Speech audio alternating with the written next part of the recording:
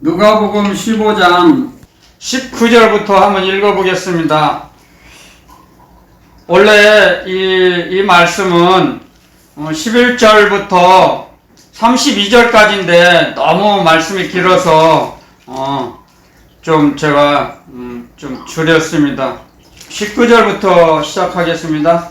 우리 이 말씀은 같이 읽었으면 좋겠습니다. 천천히 속도를 맞춰서 19절부터요.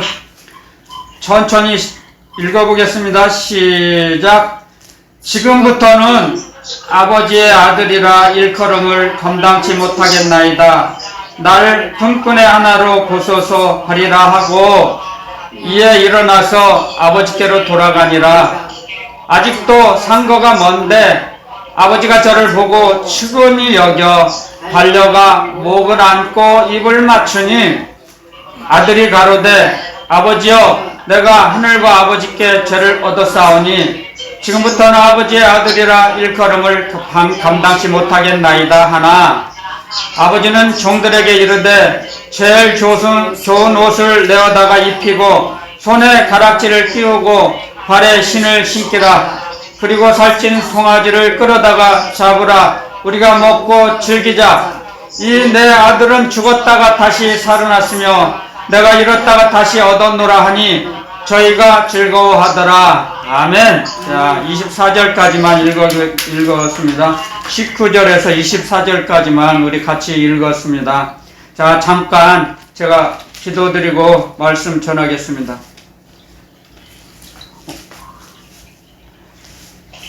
참 좋으신 하나님 아버지 감사합니다. 아버지 하나님의 그 청량할 수 없는 사랑을 너무나 감사하고 감사합니다. 어떠한 무엇을 해도 갚을 수 없는 그 아버지 하나님의 사랑을 입술로나마 고백하며 찬양을 올려드리며 살게 하시니 예배를 드리며 살게 하시니 무한 감사를 드립니다. 저희들 온전히 이 땅에 사는 동안 잠깐이라도 그 하나님의 아버지의 증명할 수 없는 사랑을 잃어버리지 않도록 하나님 저희들을 붙잡아 주시고 저희 심령을 항상 옥토밭을 저희들의 잘 개간해서 하나님의 그 살아 역사하시는 말씀이 저희 심령에 떨어져서 30배, 60배, 100배의 결실을 맺으며 그 열매로 하나님께 영광 올리는 삶을 살아갈 수 있도록 하나님 도와주시고 이끌어 주시옵소서. 아멘, 아멘. 저희들의 힘으로 할 수 없기에 기도합니다. 주여. 믿음을 더하여 주시고 아멘. 운동력을 더하여 주시옵소서. 아버지 하나님의 사랑을 따라 움직이며 살아가는 믿음의 사람들로 저희들을 양육하시고 성장시켜 주시는 그리스도의 주님 감사합니다. 저희들의 믿음이 떨어지지 않도록 타락하지 않도록 중보기도 드려주시는 그 중보기도 드리는 덕분에 저희들이 날로 독수리에 올라가는 창공을 헤엄치고 올라가는 것처럼 저희들 믿음을 날로 성장시켜 주시고 주님께서 기뻐하시는 말씀의 울타리 안에서 거하게 하시니 감사합니다. 아멘. 이 시간에도 저희들 신령과 진정으로 예배 드릴 수 있도록 성령님 다스려 주시고 주관하여 주시니 감사합니다. 아멘. 충만케 채워주시니 감사하오며 아멘. 거룩하신 예수 그리스도의 이름으로 감사하기도 드리옵나이다. 아멘. 자, 오늘은 지난주에 주신 말씀인데 시간 관계상 다 전하지 못하고 오늘로 미뤄서 오늘 전하게 됐습니다. 자, 사실은 누가복음 15장 11절에 이제 주님이 우리 비유를 들어 가르쳐 주시는 말씀입니다. 비유의 말씀인데요. 어떤 사람이 두 아들이 있는데 그렇게 말씀을 이제 가르쳐 주십니다. 두 아들이 있는데 큰 아들, 맏아들은 그 아버지의 말씀을 명령을 잘 지키며 집을 떠나지 않고 절대로 불순종하지 않고 잘 아버지와 같이 생활을 하고 있습니다. 근데 그 둘째가 이제 두 아들밖에 없으니까 막내 아들이 아버지께 이제 아버지 내가 나에게 줄 유산을 미리 주세요. 자, 그럽니다. 지금 막내가 12절에 그 둘째가 아비에게 말하되 아버지여 재산 중에서 내게 줄 걸 미리 주세요. 유산을 물려주세요. 유산을 먼저 주세요. 당겨주세요. 자, 그럽니다. 저도 잠깐 이 말씀을 할 때 한국에서는 이 대목이 참 이해가 잘 안 되죠. 한국에서는 한국의 우리 풍습으로는 아버지가 그 전에 지금 제가 말하는 것은 제가 어렸을 때 약 50여 년 전에는 그 시대의 풍습으로는 해당되지 않아요. 그때 풍습으로는. 근데 지금은 달라요. 그때는 제가 어렸을 때 이게 약 50여 년 전에는 60여 년 전에는 아버지가 이 땅에 사는 동안에는 유산을 물려주는 예가 없었습니다. 한국은. 그런데 저도 이제 잠깐 배웠는데요. 유대법이나 로마의 법은 그런 사례가 많았답니다. 그래서 저도 한번 찾아봤습니다. 성경을 통해서 이런 주님께서는 절대로 성경에 없는 걸 비유로 가르쳐 주시지 않습니다. 절대로. 그래서 제가 찾아봤습니다. 창세기 24장에 가면 이런 말씀이 있어요. 창세기 24장 36절 제가 읽어드리겠습니다. 창세기 24장 36절에 가면 자 엘리에셀이 이제 아브라함이 자기 종 엘리에셀을 이제 이삭의 이게 며느리 될 사람을 이제 얻으려고 엘리에셀을 보냅니다. 자기 고향에. 근데 이제 만나서 이제 이런 고백을 이제 합니다. 엘리에셀이 말을 합니다. 나의 주인의 부인 사라가 노년에 나의 주인에게 아들을 낳으며 그 주인이 그 모든 소유를 그 아들에게 주었나이다. 아멘. 자, 이렇게 고백을 합니다. 그러니까 우리 나의 주인은 부자입니다. 재물이 풍족합니다. 이제 한 절 더 있습니다. 25장 5절에 가니까 또 한 번 더 기록을 해놨습니다.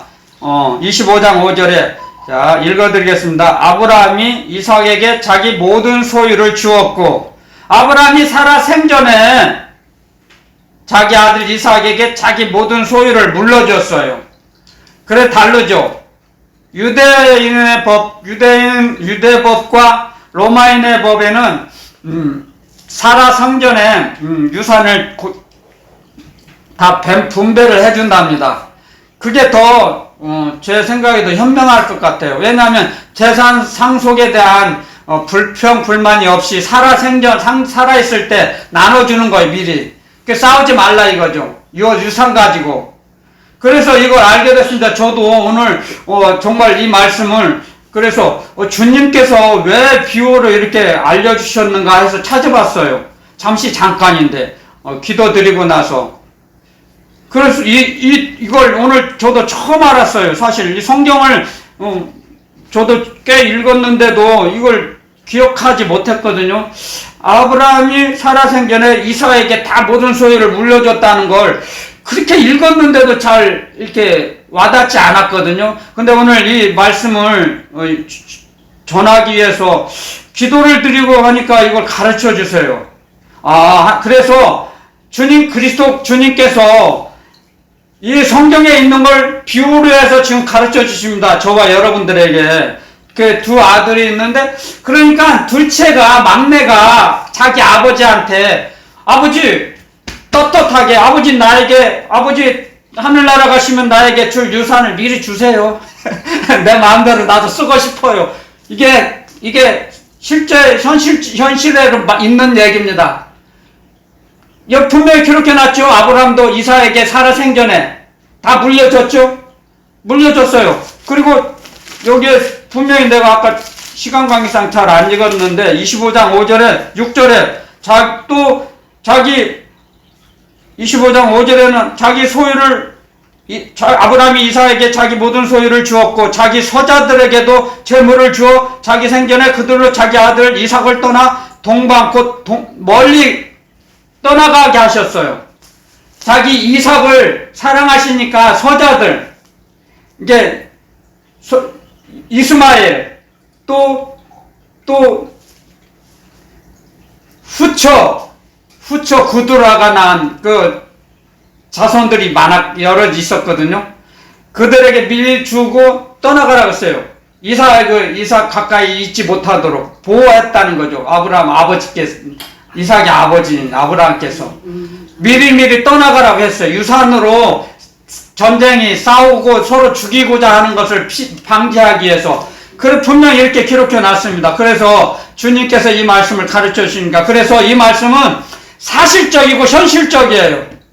이건 그냥 가상적으로 말씀하시지 않았어요. 주님께서는 저희들에게. 그래서 아버지, 저에게 물려줄 거 미리 주세요.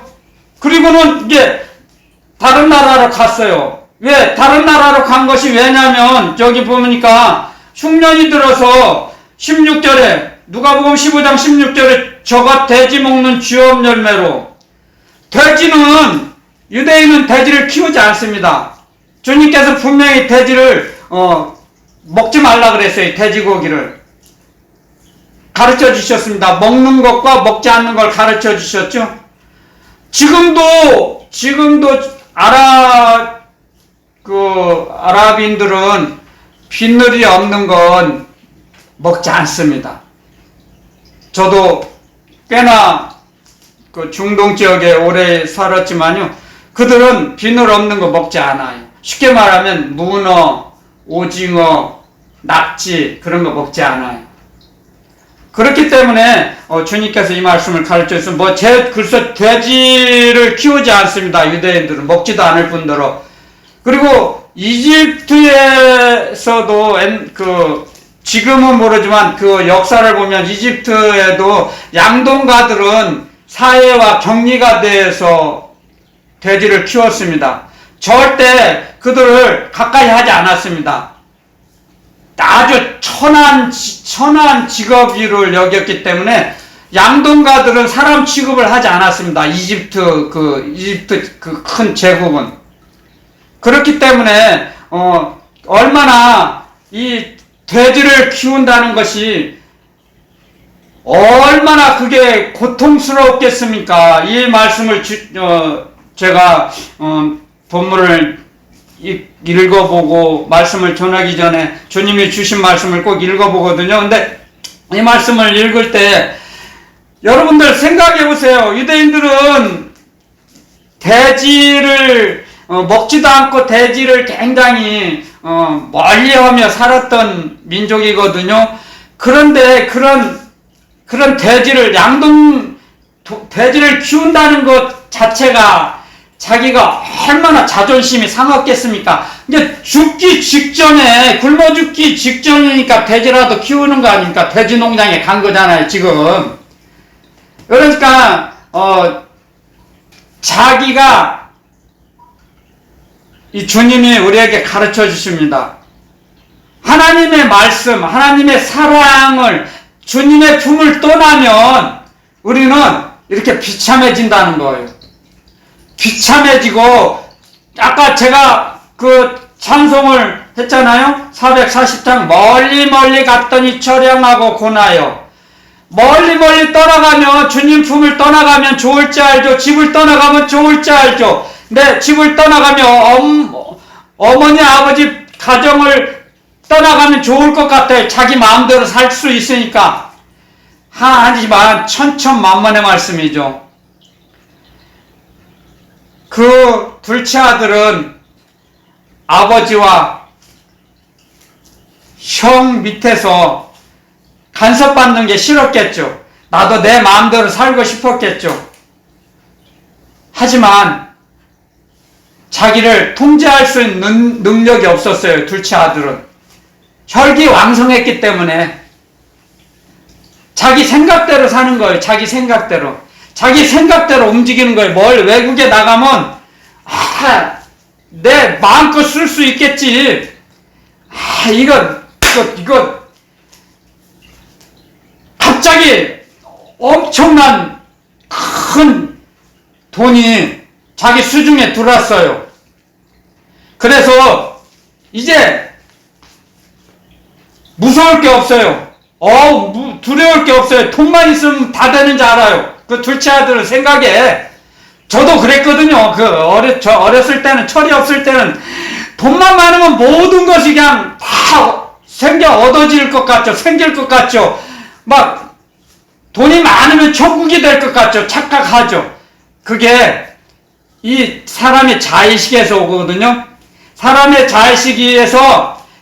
자의식을 누가 이용해요? 마귀가 동업을 해요. 사람의 자의식 속에 마귀가 싹 들어가요. 야, 너는 천상천하 유아 독존이야. 천상천하 유아 독존. 너처럼 세상에서 잘나고 똑똑하고 영리한 사람 없어. 네가 가장 잘났어. 그렇게 유혹합니다. 마귀는.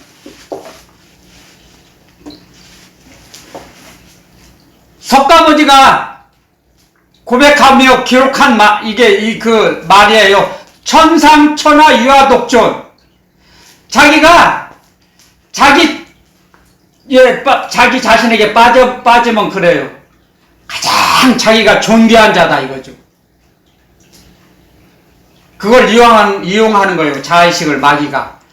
그래가지고 자기가 세상에서 제일 잘났어요. 누구 말도 듣지 않아요. 그러니까 자기 마음대로 생활을 했죠. 그래서 13절에 누가복음 15장 13절에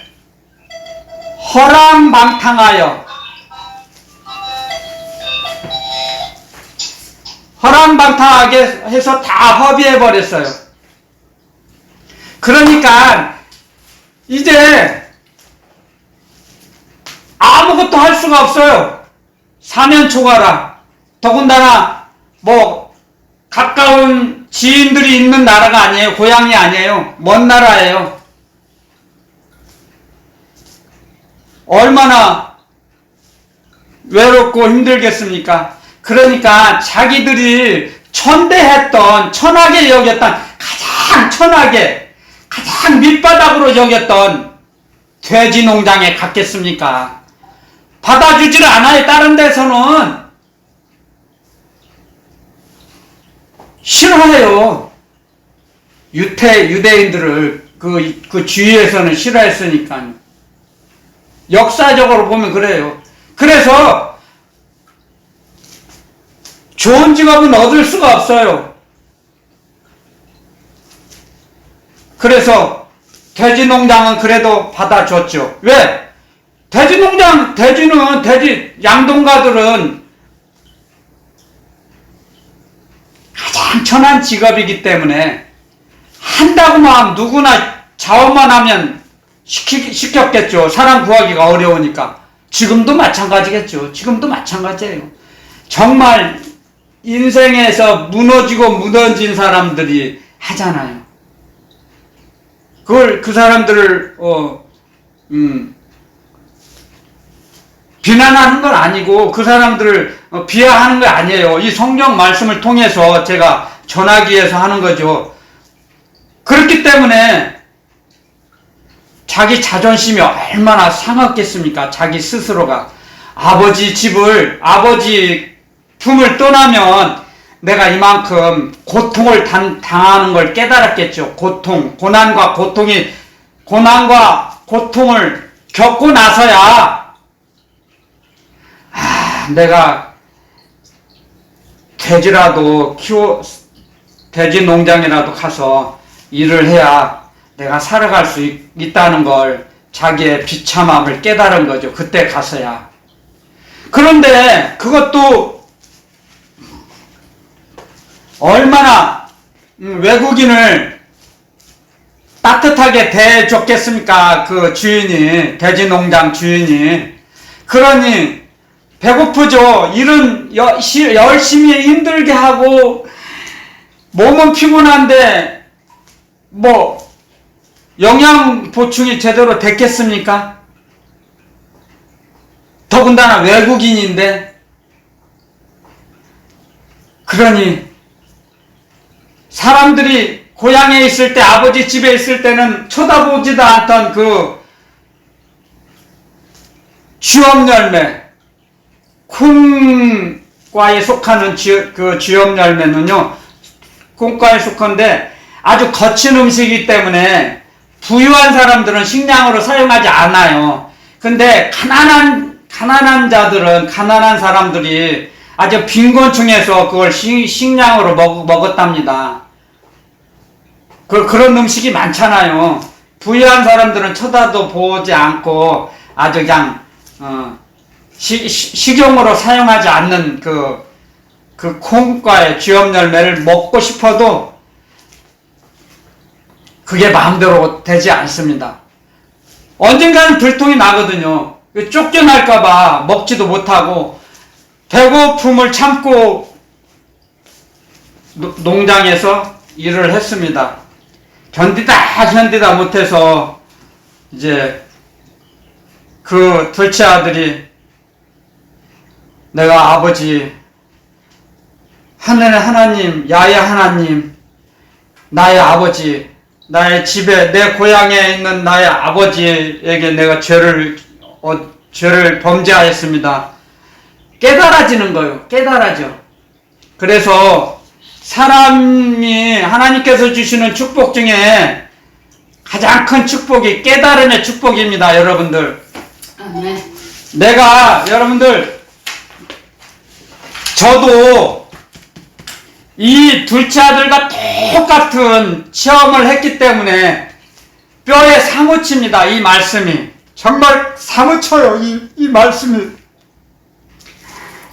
간이 오그라질 정도로 제가 병 들어가는데, 여러분, 제가 고백을 했죠. 부끄러운 고백이지만 소주잔을 이렇게 먹으려고 하면 하나님께서 가르쳐 주세요. 그 귀신이 먹는 음료수다. 먹지 마라. 사랑하는 아들아. 아무것도 몰라요. 저는 예수님 잘 믿지도 않았어요. 영안도 열리지 않았어요. 근데 그 말씀이 지금도 약 40년이 다 돼가는데도 지금도 생생해요. 제 귀에, 제 마음의 귀에. 사랑하는 아들아, 그것은 귀신이 먹는 음료수다. 먹지 말아라. 말씀하세요. 그래서 안 먹게 됐어요. 예, 안 먹겠습니다. 먹지 않겠습니다. 아버지. 저도 모르게 나와요. 예수님 잘 안 믿었어요. 근데 이게 제가 체험을 했기 때문에 당당하게 고백을 해요. 지금도 생생해요. 그 말씀이. 이 아들도 마찬가지예요.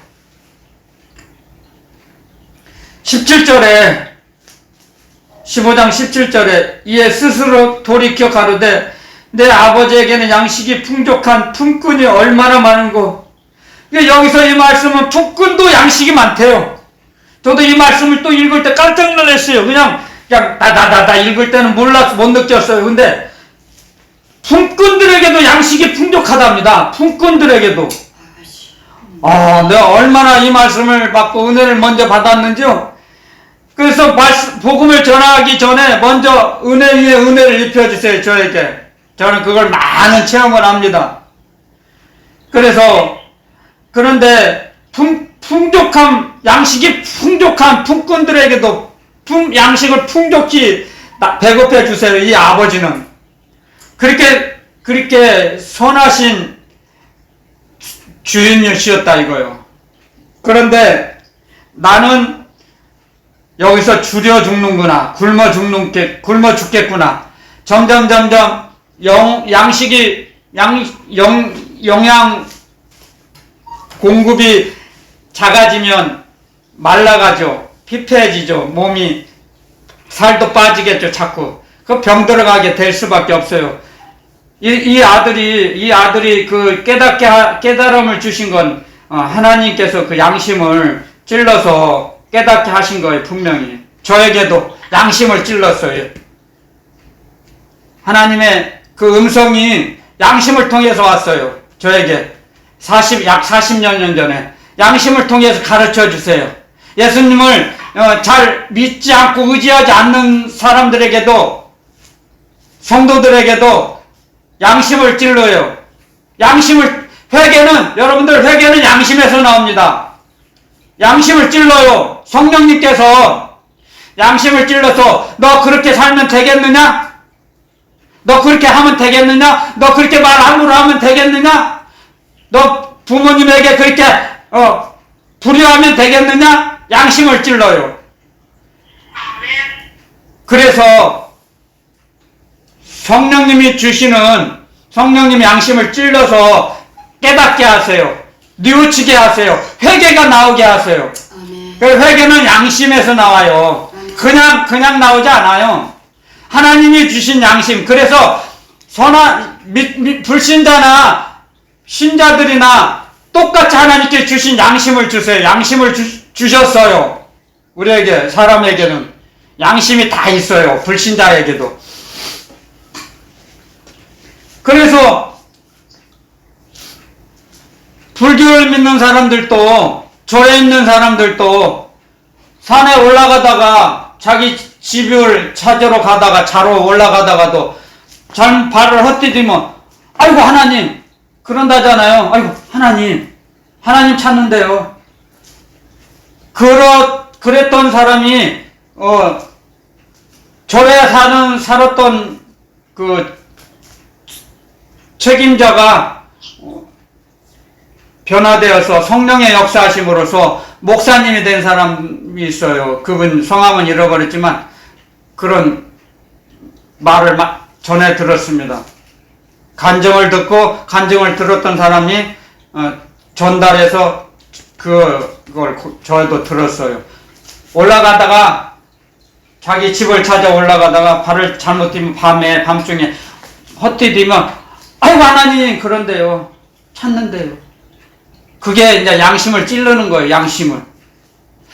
그런 거나 마찬가지로 양식이 풍족한 품꾼들이 있는 걸 깨닫게 된 거예요. 깨달음을 주셨어요. 깨달음의 축복. 이 막내 아들은 깨달음의 축복을 받아서, 그래서 그 다음 절에 내가 일어나 아버지께로 가서 내가 고백을 해야겠다. 내가 범죄한 걸 토설을 해야겠다. 이실직고를 해야겠다 하고 마음의 준비를 하고 20절에 이에 일어나서 아버지께로 돌아가니라 그랬죠. 이에 일어나서 먼저 깨달음을 받아가지고 양심을 찔러서 내가 잘 범죄했구나 회개가 나왔죠. 그 다음에 이제 몸으로 움직여가지고 결심하고 움직여서 일어나서 20절에 이에 일어나서 아버지께로 갑니다.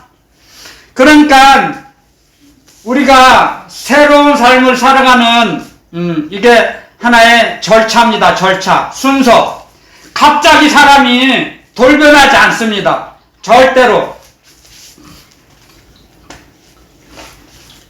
하나님 아버지의 말씀, 그리스도의 말씀을 대적하며 멀리 떠나갔던 어느 누구라도 외면하지 않으십니다. 하나도 한 사람도 버리지 않으신다고 말씀하셨습니다. 요한복음을 보면 주님 그리스도께서 하나님의 뜻은 나에게 준 그 어떠한 사람도 한 사람도 잃어버리지 않는 것이 하나님의 뜻이라 그랬습니다. 그래서 그리스도께서 하나님의 뜻을, 하나님의 명령을 지키며 살았던 것입니다. 지금도 마찬가지로서, 지금도 똑같습니다. 이 땅에 살아서 사역을 하신 그때나 지금이나 하나님의 말씀에 따라서 아버지의 뜻대로 사십니다. 주님께서는. 그러므로 해서 우리는 주님께서 이 땅에 오셔서 아버지와 두 아들을 비유로 가르쳐 주십니다. 이것은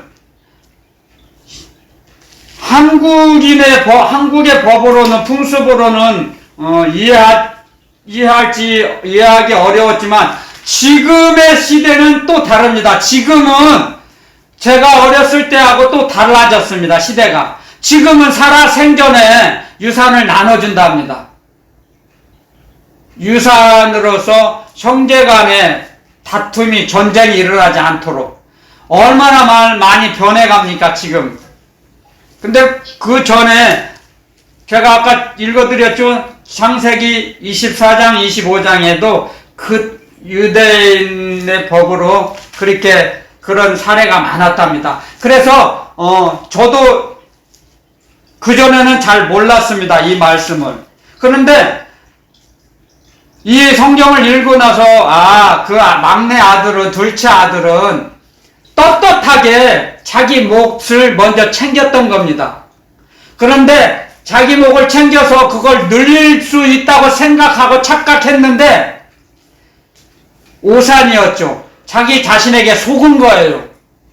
우리도 마찬가지입니다. 우리가 주님 품을 떠나서 내가 내 힘으로 살 수 있다고 착각하며 살았던 사람들이 얼마나 많았겠습니까? 근데 주님 품을 떠나면 외롭고 초량해져요. 비참해져요. 힘들어요. 왜냐고요? 이유가 보호자가 안 계시는데요.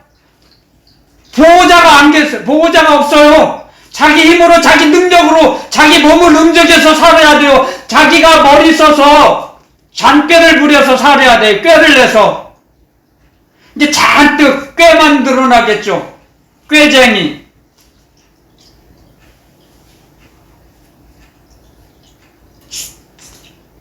평안할 수가 없어요. 그 영혼의 안식을 누릴 수가 없어요. 주님 품을 떠나서는. 주님은 이 비유를 통해서 이 비유의 말씀을 읽을 때는 여기에서 이 주인공이 막내 아들 탕자라고 생각하며 살아요. 읽어요, 성경을. 많은 사람들이. 대부분, 거의가. 탕자, 아버지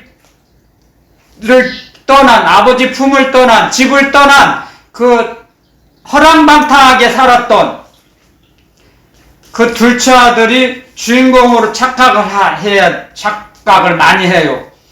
하지만, 주인공은 둘째 아들이 아니에요.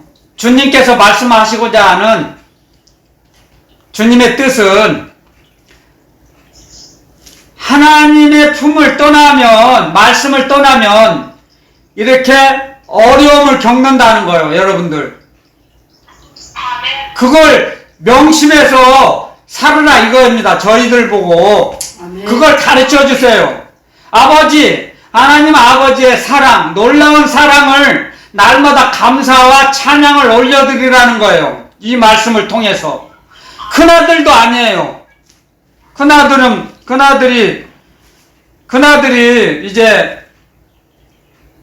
밖에 나가서 일을 하다가 집에 돌아올 시간이 돼서 집으로 돌아가는 길인데 풍악 소리가 그리고 잔치 소리가 요란하게 들리니까 이제 한 종을 불러 이 무슨 일인가 물어봅니다. 26절에 너무너무 궁금해서 이게 무슨 난리냐, 무슨 어디서 잔치를 하냐. 그러니까 한 종을 불러서 물으니까 그 종이 대답하되 당신의 동생이 돌아왔음에 당신의 아버지가 그의 건강한 몸을 다시 맞아 드리게 됨을 인하여 살찐 송아지를 잡았나이다 하니, 아니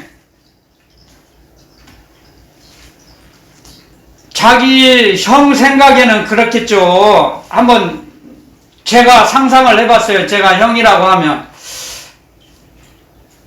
아버지 자기 유산을 가지고 갔는데 멀리 갔던 동생이 돌아와갔다 하니까 약 올르고 화가 나잖아요. 여기 써있죠. 28절에 저가 노하여 노발대발 했겠죠. 막 화가 머리 끝까지 올라왔어요. 들어가기를 즐겨 아니하거늘 집에를 들어가지를 안 하려고 그래요.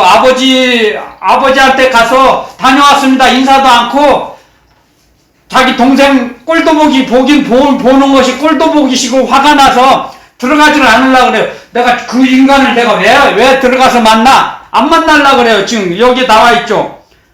28절에 저가 노하여 얼마나 분노했겠습니까? 이걸 줄여서 한 거죠.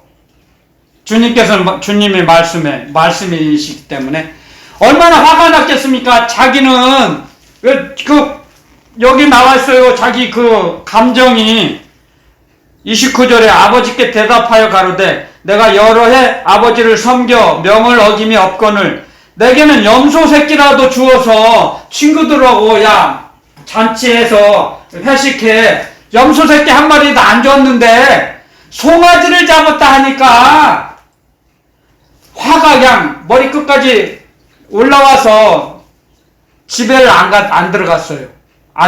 큰아들은, 맏아들이. 그게 인간이에요. 그게 사람의 본성이에요. 사람의 본성이에요. 그게.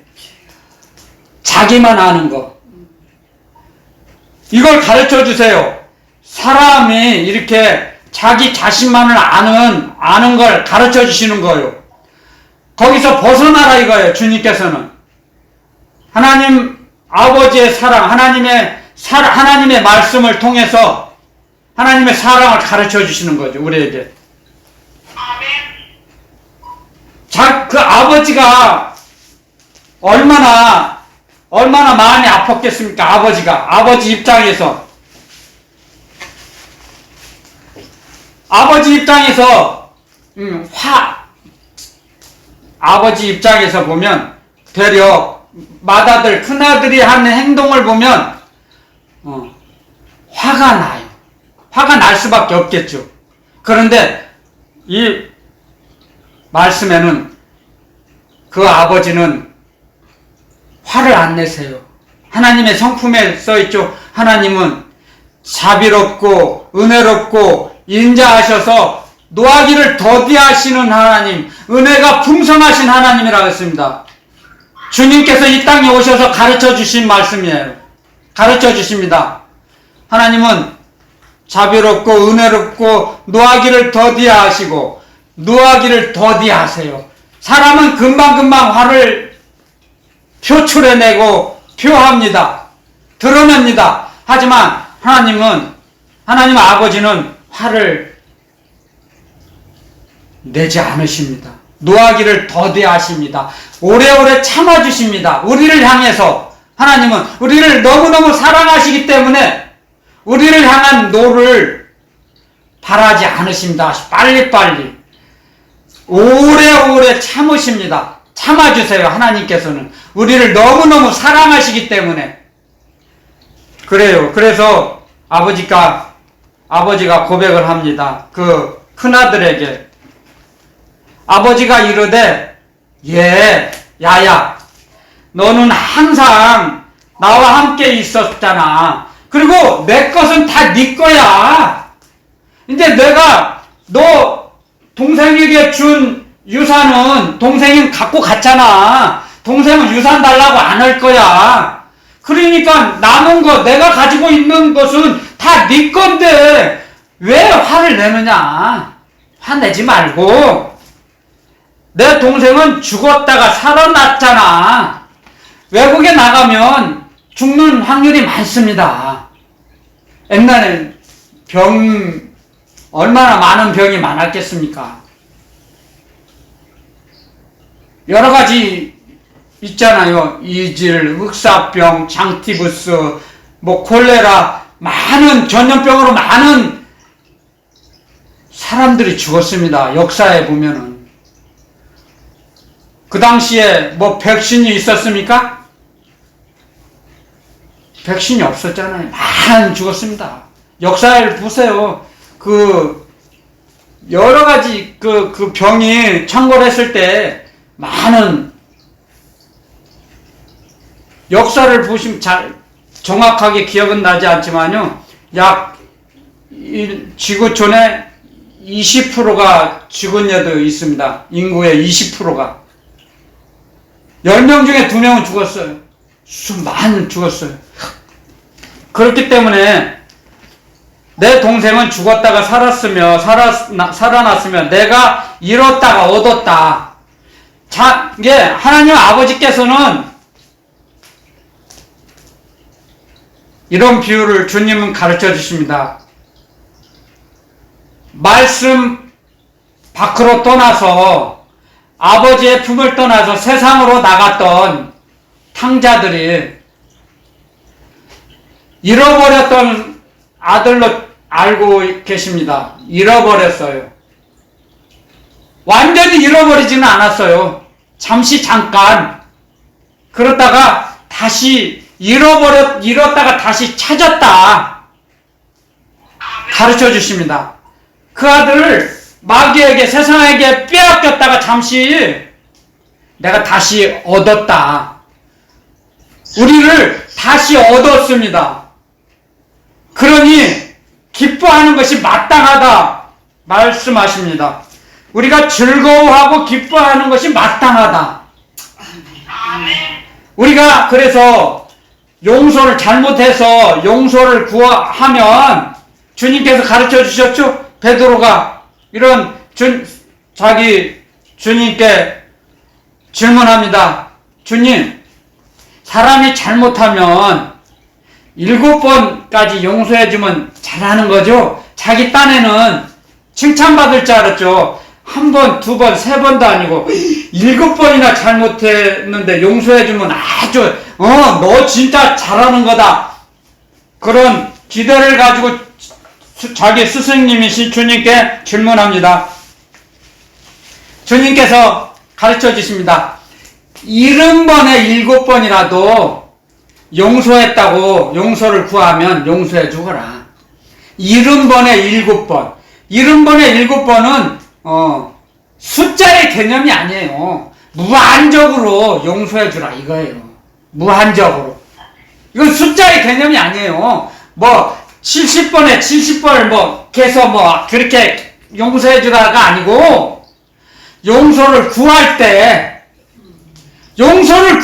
근데 전제 조건이 있습니다. 용서를 구할 때 왜냐하면 주님께서도 우리에게 가르쳐 주십니다. 잘못을 했을 때는 잘못을 뉘우쳐서 용서를 구해야 된다 이겁니다. 용서를 빌어야 된다는 거죠. 깨닫지 못하면 용서를 구할 수 있겠습니까? 어느 누구에게? 지금은 마카파 시대죠? 사람을 죽였어요. 몇 사람을 죽였는데 자기가 범죄한 사실을 인정을 안 해요. 사람을 죽인 것을 양심이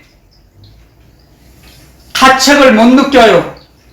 내가 잘못을 하고 범죄를 했는데 잘못을 깨닫지를 못해요. 잘했는지 잘못했는지 분별이 안 돼요. 구별이 없어요. 양심이 화인 맞아서. 그런 시대입니다, 지금. 그렇기 때문에 자기가 잘못한 걸 깨닫는 것이 먼저예요, 순서가. 깨닫고 나서야 용서를 구할 수 있잖아요. 그렇잖아요. 아멘. 아멘. 그래서 제가 조금 전에 그랬잖아요. 깨달음의 축복을 받는 것이 가장 큰 축복이라는 거예요, 우리는. 아멘. 아멘. 말씀을 깨달아야죠. 그래야 움직일 수 있잖아요. 이 아들도 그랬습니다. 그 둘째 아들이 돈이 아버지께 유산을 물려받았을 때는 재물이 자기 주머니에 넉넉할 때는 몰랐죠. 근데 다 없어지고 나니까 이제 어떻게 살아야 가는지, 내가 어떻게 살아야 할지를 막막하게 된 거죠. 그렇기 때문에 먼저 제 생각에는 그렇습니다. 돼지 농장에 가기 전에 자기 자신이 벌써 비참해진 것을 깨달아지는 거죠. 아버지의 품을 떠나면 이렇게 자기가 목적지를 잃어버리는 거나 마찬가지다는 거예요. 주님께서는 우리에게 가르쳐 주십니다. 그리스도의 말씀을 떠나서는 우리는 살 수 없다는 걸, 방향을 잃어버린다는 것을 가르쳐 주시는 겁니다. 이 말씀을 통해서. 그리스도의 말씀이 우리를 이끌어 가십니다. 그리스도의 말씀이 우리의 생명의 원천이십니다. 아멘. 생명의 원천의 말씀이에요. 아멘. 아멘. 영생의 말씀입니다. 그리스도의 말씀이 우리의 영생의 말씀이라는 걸 가르쳐 주세요. 이 말씀을 통해서. 아멘. 그리스도의 말씀을 떠나서는 네 둘째 아들과 같이 된다는 거예요. 우리는. 아멘. 아멘. 우리는 그래서 고통을 받을 수밖에 없어요. 그리스도의 말씀을 버리면, 그리스도의 말씀을 붙잡지 않고는 우리는 세상에 먹힐 수밖에 없다는 거예요. 아멘. 그걸 가르쳐 주시는 겁니다. 주님께서 이 말씀을 통해서 하나님 아버지의 큰 사랑을 가르쳐 주십니다. 주님께서. 아멘. 아멘. 그리고 둘째로는 그 둘째 아들, 막내 아들이 그리스도의 말씀을, 하나님의 말씀, 하나님의 명령의 말씀을 떠났을 때, 하나님의 품을 떠났을 때 얼마나 비참해지고 곤란한 생활, 고통의 삶이 겪게 되는지를 가르쳐 주시는 거예요. 아버지. 모든 사람들이 그 둘째 아들을 외면했습니다. 하지만 아버지만은 받아줬습니다. 하나님 아버지께서는 우리를 기다려주시고 받아주시는 거죠. 기다려주셨어요. 지금까지 오래오래 참아주셨어요. 아들이 돌아올 길을. 아버지. 그래서 상대방끼리 볼 수 있는 거리가 먼데, 아들은 아버지를 못 볼지어도 아버지는 봤어요. 그래서 아버지가 먼저 달려가서 아들을 맞아줍니다. 하나님께서는 우리도 마찬가지로 그렇게 맞아주시는 거예요. 받아주신 거예요, 저희들을. 아멘. 아멘. 우리가 몰랐지만 하나님의 놀라운 측량할 수 없는 그 사랑을 가지시고 우리를 받아들이신 거예요. 맞아주신 겁니다. 아멘. 아멘. 그래서 하나님의 그 마음을 여기다 이렇게 주님께서 표현하셨습니다. 32절에 우리가 즐거워하고 기뻐하는 것이 마땅하다 하니라. 아멘. 이게 하나님 아버지의 그 마음이에요. 그걸 기록해 놨습니다. 그리스도 예수님께서. 상자가 돌아왔을 때 하나님께서 이렇게 기뻐하신다는 걸 가르쳐 주십니다. 이 말씀을 통해서. 그러므로 해서 우리는 하나님의 사랑을 점점 배워나갑니다. 체험하면서. 여러분들, 저는 실제적인 삶을 그렇게 살아왔던 사람이기 때문에 더 마음판에 새겨집니다. 뼛속 깊이 이 그리스도의 말씀이 들어와요. 뼛속 깊이 들어와요.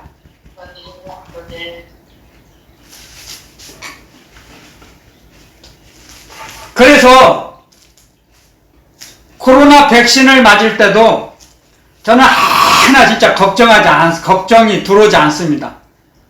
모든 걸 지켜주실 걸 알기 때문에. 근데 다만, 잠깐 조금, 제가 이제, 피곤함을 조금은 느꼈죠. 근데 하루 지나고 나니까,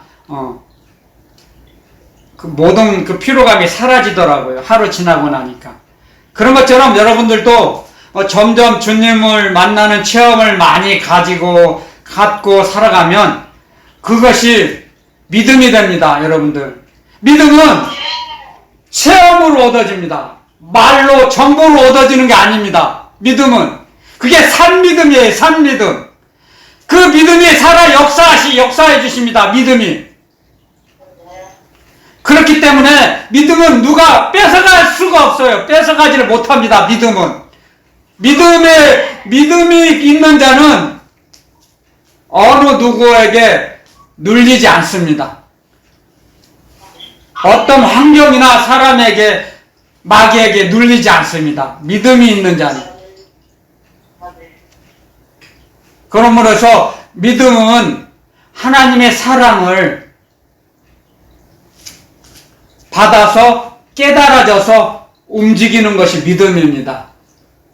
그게 살아 역사하시는 믿음이 되는 겁니다, 여러분들. 아멘. 믿음은 예배를 오래오래 몇십 년 많이 들었다고 해서 믿음이 생겨나지 않습니다, 여러분들. 일주일에 한 번 예배당 가서 예배 드렸다고 해서 믿음이 생겨나지 않습니다, 여러분들. 착각하지 마세요. 오해하지 마세요. 믿음은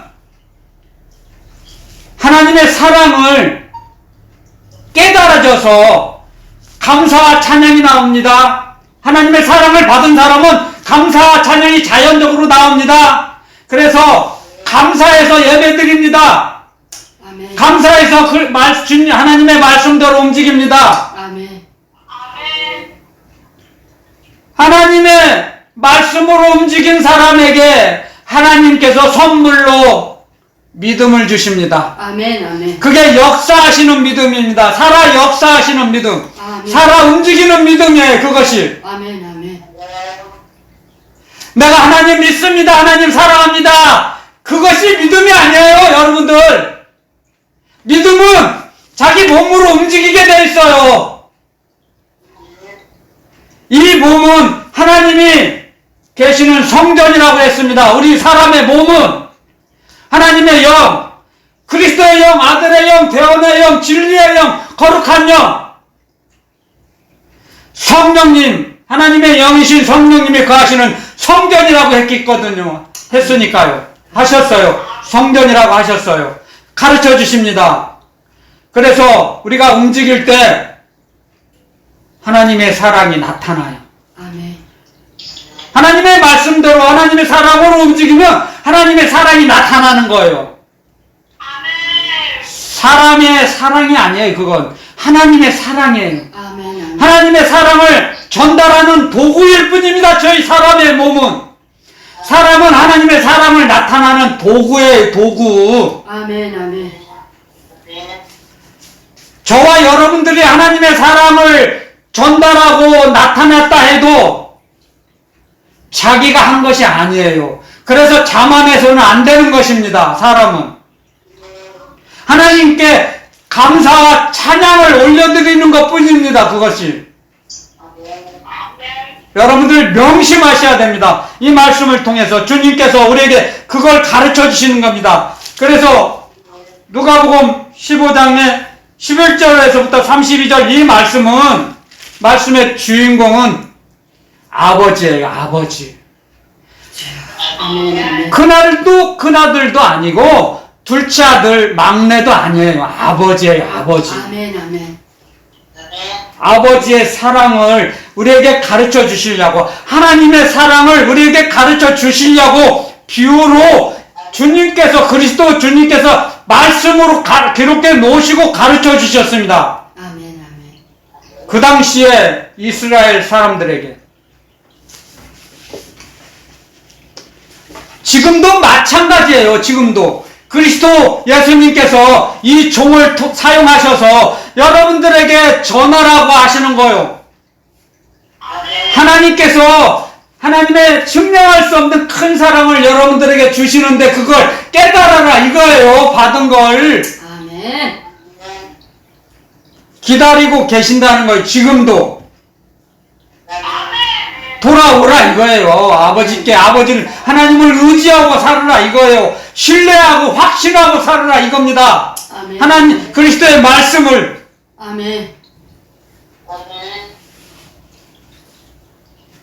그래서 우리가 신령과 진정으로 예배드릴 때라고 하셨습니다. 신령과 진정이 뭐예요? 성령님의 도우심으로 인도하심으로 그리스도의 말씀을 붙잡는 거예요. 신령, 하나님의 영이신 성령님의 인도하심으로, 도우심으로, 다스리심으로, 신령과 진정이 뭡니까? 말씀이죠. 그리스도의 말씀, 진리의 말씀, 영생의 말씀이죠. 그리스도의 말씀은. 그 말씀을 붙잡고, 말씀을 의지하는 거죠. 결심하고 다짐하는 거죠. 그 말씀대로 살겠습니다. 마음속으로 결심하고 다짐하는 거예요. 아멘. 그것이 신령과 진정으로 예배드리는 것입니다. 아멘. 내가 성경을 구절구절 많이 암송한다고 해서 그게 말씀이 아니에요. 그러면은 암기 못하고 암송을 못하는 사람은 믿음이 없는 거예요? 아니에요. 그것이 아니지요. 그것이 아닙니다. 절대로. 암기를 많이 했다고 해서 그 사람이 믿음이 많다는 게 아니에요. 그리스도의 말씀으로 행동한 것이, 움직인 것이 말씀의 운동력이 되는 것입니다. 그래서 마귀를 이길 수 있는 거예요. 그 말씀이. 말씀으로 움직인 그 운동력이 믿음이 돼서 믿음으로 우리에게 되돌려 주세요. 말씀으로 움직인 운동력을 믿음으로 우리에게 응답해 주세요. 믿음으로. 그래서 믿음이 있는 자는 그리스도의 말씀 따라 살아가겠죠. 그렇잖아요? 원리가. 히브리서에 그렇게 기록해 놨죠. 믿음이 없이는 하나님을 기쁘시게 못하나니. 아멘. 믿음이 누가 주셨어요? 하나님께서 믿음을 주셨잖아요. 이 말씀을 믿고 말씀 따라 움직인 자에게 믿음을 주신다는 거죠. 그 말씀을 통해서 가르쳐 주세요. 영성의 원리를. 그러므로 해서 우리가 깨어서 기도하라 그러는 거죠. 주님께서. 깨어서 기도해야 그리스도의 말씀으로 움직일 수 있는 운동력을 주세요. 아멘. 기도해야, 기도드려야. 아멘. 기도하지 않으면 자기 힘으로 살겠다는 거죠. 근데 자기 힘으로 그리스도의 말씀을 따라갈 수 있어요? 사람의 힘으로? 아니죠. 그게 교만이죠. 그게 교만이고 자만이에요. 그 교만과 자만은 어디서 옵니까? 마귀가 주는 거예요. 마귀의 올무에 미혹의 영에 넘어가는 거죠. 교만과 자만은. 그런데 그리스도의 말씀을 붙잡으면, 주님을 의지하고 기도하면 겸손하게 살게 하세요. 그래서 주님께서는 나는 온유하고 겸손하니 말씀하십니다. 주님은 온유하고 겸손하시다 그랬어요. 왜? 주님은 기도를 습관적으로 기도하셨다 그랬거든요. 기도의 본을 보여주셨잖아요, 우리에게. 기도하지 않으면 겸손할 수가 없어요. 교만해져요, 자만해져요. 기도하지 않은 사람은.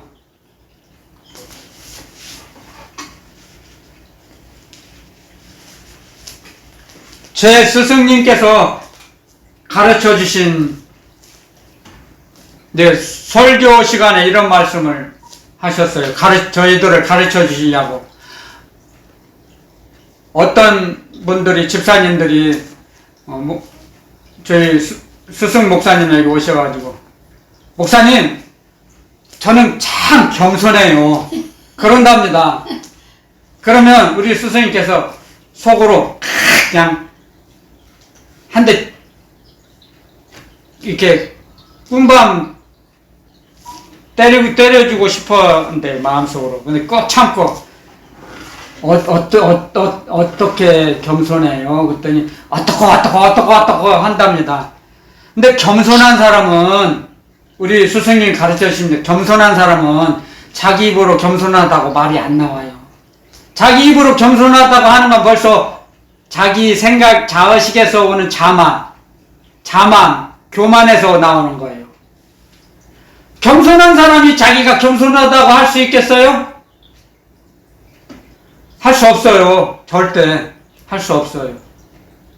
주님 말씀에 잠언에 이런 말씀이 있죠. 하나님 말씀에 자기 입으로는 자기를 칭찬하지 말고 타인에게 그럼 칭찬이 나오게 하라, 그런 말씀이 있죠. 자기 입으로는 자기를 칭찬하지 말라고 하셨어요. 하나님 말씀에. 근데 자기가 하나님 말씀을 대적하면서 나는 제가 겸손해요. 저는 겸손한 사람이에요. 하면 그게 진짜 진정 겸손한 사람일까요? 겸손일까요? 그게?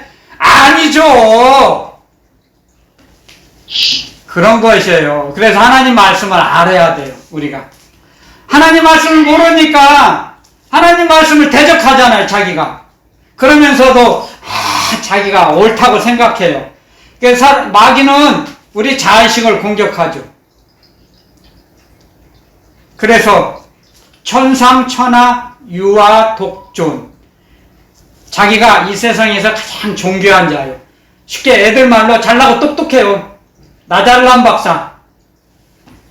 그렇게 살면 안 된다는 거예요, 주님께서는. 그래서 우리들을 그렇게 오래오래 참고 기다려 주셨어요. 하나님 아버지께서 이 아들을. 저는 지금 하나님의 종으로서 하나님의 나라 복음을 전합니다. 그 죄인이 너무너무 감사하죠. 너무 저는 행복하죠. 복음을 전할 때 저는 제일 행복합니다. 새벽 기도 드릴 때 제일 행복합니다, 저는.